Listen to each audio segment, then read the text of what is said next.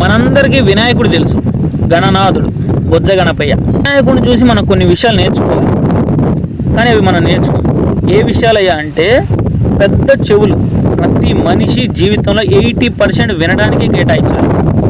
నోటికి అడ్డంగా తొండ ఉంటుంది వినాయకుడికి. అంటే నువ్వు మాట్లాడే ప్రతి మాట ముందు నీ వేలును అడ్డం వేసుకున్నట్టు ఇది కరెక్టా కాదా, నేను మాట్లాడేది రాంగా కాదా అని 1కి 10 సార్లు ఆలోచించి మాట్లాడాలి. ఉండ్రాళ్ళని తింటాడు, అంటే ఏంటి? గడ్డి. వినాయకుడికి బాగా ఇష్టమైన వస్తువులు గడ్డి, పులిహోర, అప్పుడప్పుడు పండిన కొత్త పంట, ఇటువంటి ప్రకృతిలో దొరికేటువంటి తినండి అని వినాయకుడు మనకు స్పష్టంగా చెప్తున్నాడు. చిన్న వాహనం ఎలుక. వినాయకుడు తలుచుకుంటే జీవరాశుల్లో ఏదాన్నైనా వాహనం చేసుకొని తిరగచ్చు, కానీ వినాయకుడిని చిట్ట ఎలుకనే ఎందుకు ఎంచుకున్నాడు అంటే, మనం ఎంత గొప్ప స్థాయికి పోయినా, ఎంత పెద్ద పొజిషన్లో ఉన్నా చిన్న వాళ్ళతో తిరగాలి, చిన్న వాళ్ళని తక్కువ అంచనా చేసి చూడకూడదు. అట్లాగే వినాయకుడికి పొట్ట చాలా ఎక్కువగా ఉంటుంది.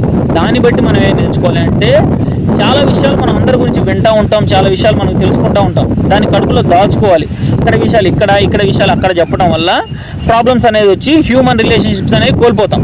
కాబట్టి మనం వినాయకుడి నుంచి ఈ విషయాలు నేర్చుకోవాలి, నేర్చుకున్న దాన్ని ఆచరించాలి. వినాయకుడికి దండం పెడితే సరిపోదు, ఆయన మనకి ఏం చెప్తున్నాడో ఒక్కసారి వినాయకుడి గుడిలోకి వెళ్ళి ఆకారం కలిగి చూస్తూ ఉంటే మనం ఏం నేర్చుకోవచ్చు, మన జీవితానికి ఏం అన్వయించుకోవచ్చు అనే ఒక విషయం తెలుస్తుంది.